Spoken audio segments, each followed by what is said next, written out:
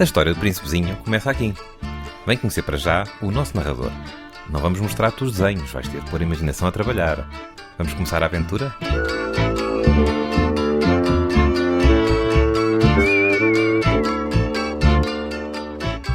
Uma vez, tinha eu 6 anos, vi uma imagem magnífica num livro sobre a Floresta Virgem chamado Histórias Vividas. Era uma jiboia a engolir uma fera. Copiei o desenho para vocês poderem ver como era. O livro explicava: as jiboias engolem as presas inteirinhas sem as mastigar. Depois, nem sequer se podem mexer e ficam a dormir durante os 6 meses que a digestão demora.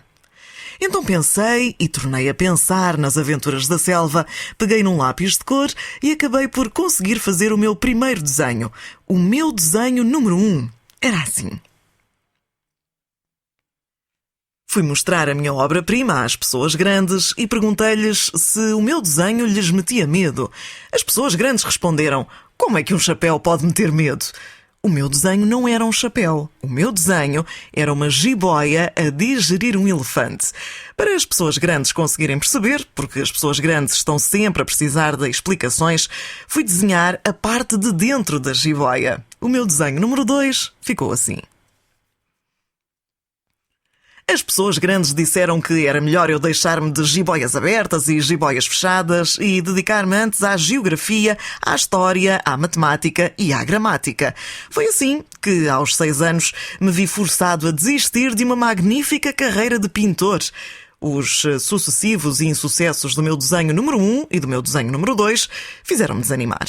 As pessoas grandes nunca percebem nada sozinhas e uma criança acaba por se cansar de ter de estar sempre a explicar-lhes tudo. Portanto, tive de escolher outra profissão. Fui para aviador. Um bocadinho aqui, um bocadinho ali, já voei por quase todo o mundo.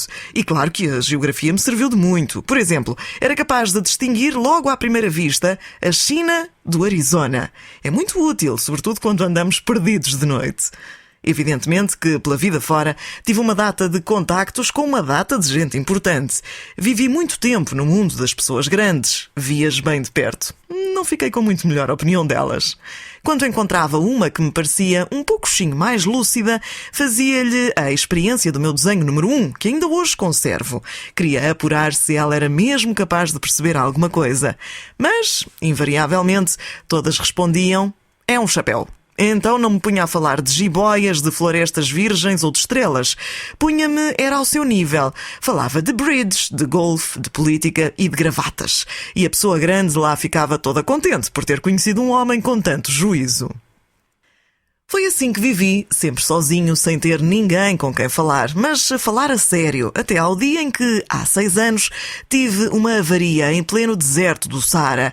O motor tinha qualquer coisa partida, e como eu não levava nem mecânico nem passageiros, preparei-me para tentar consertar o avião com as minhas próprias mãos. Era uma questão de vida ou de morte. A água para beber mal chegava para 8 dias. Na primeira noite deitei-me em cima da areia e adormeci a 1001 milhas de qualquer lugar habitado, bem mais isolado do que um náufrago agarrado a uma jangada no meio do mar. Imaginam, portanto, qual não foi a minha surpresa quando, ao romper do dia, fui acordado por uma voz muito fininha a pedir: por favor, desenha-me uma ovelha. O quê? Desenha-me uma ovelha. Levantei-me de um salto como se tivesse sido atingido por um raio. Esfreguei os olhos, voltei a olhar e vi um menino perfeitamente espantoso a olhar para mim com um ar muito sério. Aqui ao lado está o melhor retrato que mais tarde consegui fazer dele. Mas claro que o meu desenho é muito menos encantador do que o modelo. A culpa não é minha. As pessoas grandes obrigaram-me a desistir da minha carreira de pintor aos 6 anos e eu não sabia desenhar nada, a não ser jiboias fechadas e jiboias abertas. Tinha os olhos completamente esbugalhados de espanto. Não se esqueçam de que eu estava a mais de 1001 milhas de qualquer sítio habitado, mas o meu rapazinho não parecia nem perdido, nem morto de cansaço, nem morto de medo. Não apresentava quaisquer sinais de ser uma criança perdida no meio do deserto a 1001 milhas de qualquer sítio habitado.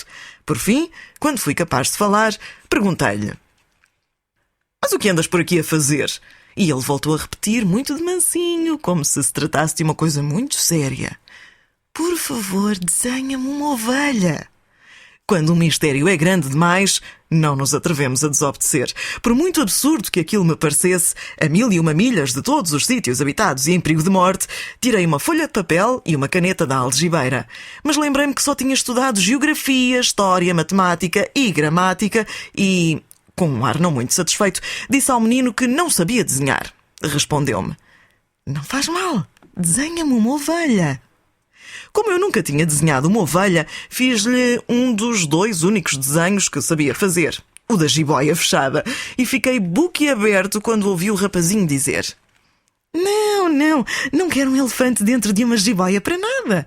As jiboias são perigosas demais e os elefantes ocupam espaço demais. O meu sítio é muito pequenino. Preciso é de uma ovelha. Desenha-me uma ovelha." E eu desenhei. Depois de examinar o meu desenho com muita atenção, o menino exclamou: "Não, assim não. Esta já está muito doente. Arranja." E eu obedeci.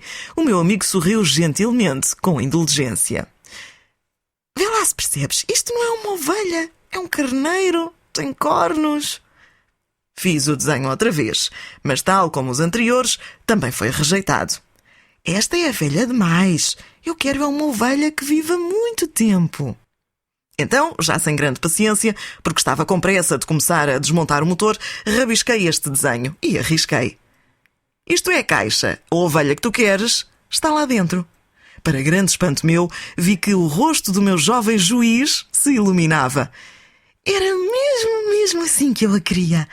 Achas que esta ovelha vai precisar de muita erva?" "Porquê?"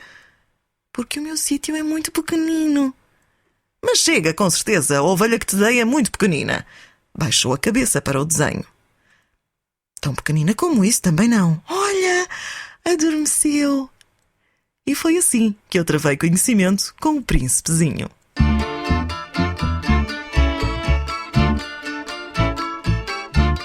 O príncipezinho já tem a ovelha dentro de uma caixa.